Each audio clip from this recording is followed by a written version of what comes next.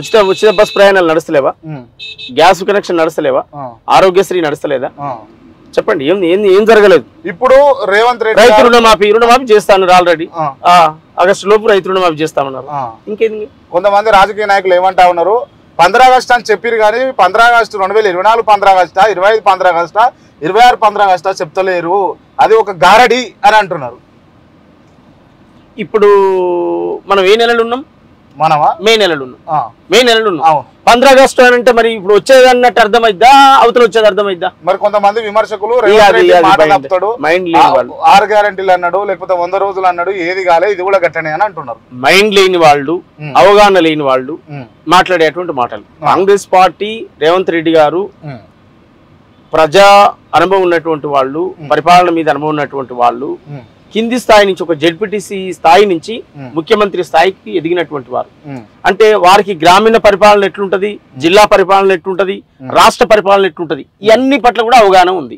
అందువల్ల వారు మాటని ఏదో అబద్ధాలు చెప్పేది చేయాల్సినటువంటి అవసరం లేదు. డిసెంబర్ 9 నాడు వారు అద్భుతంగా బస్సులకు సంబంధించినటువంటి కార్యక్రమాన్ని ఏర్పాటు చేశారు. కోట్లాది మంది వల్ల అద్భుతంగా ప్రయాణాలు చేస్తూ ఉంటారు మహిళలు ఉచితంగా. తర్వాత గ్యాస్ 500 రూపాయల గ్యాస్ ఏదైతే ఉందో గ్యాస్ కనెక్షన్ కూడా ఇవ్వడం జరిగింది.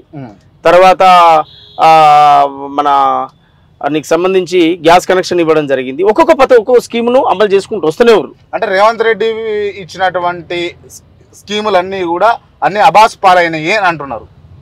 అది అనుభవించే ప్రజలకు తెలుసు, విమర్శించే నాయకులకు ఏమర్థమైతుంది? రైట్. ఇప్పుడు కేటీఆర్ ఏం చేసిర్రు, ఏం చేయలేదు కాంగ్రెస్ పరిపాలన, రేవంత్ రెడ్డి గారి పరిపాలనలో అని అంటే, కేటీఆర్ గారిని చీర కట్టుకొని బస్సు ఎక్కండి అని రేవంత్ రెడ్డి గారు అన్నారు. మీరు దీన్ని సమర్థిస్తారా? కేటీఆర్ గారిని చీర కట్టుకొని బస్సు ఎక్కండి అని అన్నారు, మీరు దీన్ని సమర్థిస్తారా? అంటే విషయం ఏంది అంటే, అది ఎందుకు అనాల్సి వచ్చింది ఆ సందర్భం కూడా ఆలోచించాలి కదా. ఇప్పుడు ఒక మాట అనడానికి నువ్వు నన్ను ఏమంటే నేను నిన్నేమన్నా అనేది మాట్లాడకుండా ఏపుడు సోమన్న ఏమురా అన్నాడు అని అంటే, అంతకుముందు ఏదో మాట ఉంటేనే కదా ఏపుడు సోమన్న ఏందిరా అని మాట్లాడి సంబోధించేది. మరి అది కూడా ఆలోచించండి అంటున్నా. ఇప్పుడు కాంగ్రెస్ పార్టీలోకి మీరు పోవడానికి అంటే మిమ్మల్ని ఎవరన్నా పిలిచిర్రా, మీ అంతటా మీరే పోయిర్రా? పిలిచినా అది నా పార్టీ, పిలవకపోయినా నా పార్టీ. నేను పోవడానికి ఎందుకు వచ్చిండు అనేటోళ్ళు లేడు, బ్రహ్మాండంగా వచ్చిండు అని స్వాగతించే వాళ్ళే ఉన్నారు. కాంగ్రెస్ పార్టీ మా పార్టీ, మా తాత కాంగ్రెస్ పార్టీ, మా అయ్య కాంగ్రెస్ పార్టీ వార్డు మెంబరు. నేను కాంగ్రెస్ పార్టీ కోసం నాకు తెలివి వచ్చి సమాజంలో తిరిగినటువంటి కాలం నుంచి, తెలంగాణ ఉద్యమం నుంచి 2014లో నేను మొదటి తెలంగాణ వచ్చిన తర్వాత మొదటి ఎన్నికల్లో నేను దామోదర రాజనరసింహ గారికి అద్భుతంగా పనిచేసి కాంగ్రెస్ పార్టీకి ఆ రోజు పనిచేశాను. సాంస్కృతిక సేన అని పెట్టి కాంగ్రెస్ పార్టీకి రాష్ట్ర వ్యాప్తంగా కౌలు కళాకారులను ఏకం చేశాను ఉత్తమ్ కుమార్ రెడ్డి గారి నాయకత్వంలో. ఆనాడు పిసి అధ్యక్షులు ఉన్నవారు. నాకు కోమరెడ్డి బ్రదర్స్, దామోదర్ రెడ్డి గారు మా ప్రాంతంలో మా జిల్లాలో, ఉత్తమ్ కుమార్ రెడ్డి గారు, వీళ్ళందరి నాయకత్వంలో పనిచేశాను. రాష్ట్ర వ్యాప్తంగా రాష్ట్రంకి వస్తే రేవంత్ రెడ్డి గారు సపోర్టు, రేవంత్ రెడ్డి గారు అండదండ ఆనాడు ఉంది, ఈనాడు ఉంటుంది, భవిష్యత్తులో కూడా ఉంటుంది. మీరు భావిస్తారా అట్లా? 100% భావిస్తున్నా, 100% భావిస్తున్నా. రేపు కలిసికట్టుగా పనిచేస్తాం, కలిసికట్టుగా ఉంటాం. మళ్ళీ నా గొంతు వారి మధ్యలో, జనం మధ్యలో ఉంటుంది. రైట్. డాక్టర్ ఏపూరి సోమన్న రేవంత్ రెడ్డి గారి సమక్షంలో పార్టీలో ఎందుకు చేరలేకపోయింది? జస్ట్ ఆ రోజు సీఎం గారికి వేరే మీటింగ్ ఉన్నది.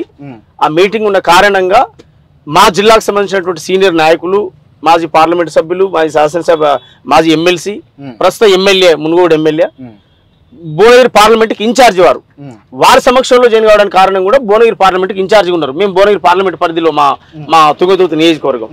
అందువల్ల సీఎం గారి టైమే అడిగినాం. సారు కొంచెం బిజీ ఉన్నాడు, వేరే మీటింగ్ షెడ్యూల్ ఉన్నాడు, రేపటి నిర్ణయం పెట్టుకుందాం అనే చెప్పి సరే ఈ లోపు కానివ్వండి, నో ప్రాబ్లం అని చెప్పారు అనుకోని మాకు జిల్లాకు వచ్చేసరికి ఇప్పుడు ఏం కావాలన్నా, మంచి అయినా చెడైనా రేపు జిల్లాలో ఇవాళ కార్యకర్తలను ఆదుకొని కార్యకర్తలను కాపాడేది కోమరెడ్డి బ్రదర్స్, దామోదర్ రెడ్డి గారు. అటు హుజూర్ నగర్ కోదాడకు వస్తే ఉత్తమ్ కుమార్ రెడ్డి గారు. జిల్లాలో ఏం జరగాలన్నా వీళ్ళు చేస్తారు, పేదోడికైనా బీదోడికైనా, కష్టమైన సుఖమైన బాధ బతుకైనా. అందువల్ల నాకు రాజగోపాల్ రెడ్డి గారు, కోమరెడ్డి బ్రదర్స్ అత్యంత సన్నిహితంగా, నేను సోమన్న అంటే నన్ను వ్యక్తిగతంగా బాగా అభిమానించేవాళ్ళు. నేను ఖచ్చితంగా వాళ్ళని అడిగి వాళ్ళని సంప్రదించకుండా నేను ఏం పని చేయలేను. అంటే మీరు కాంగ్రెస్ పార్టీలకు ప్రాధాయపడిపోయిర్రు అన్న విమర్శ ఒకటి ఉన్నది.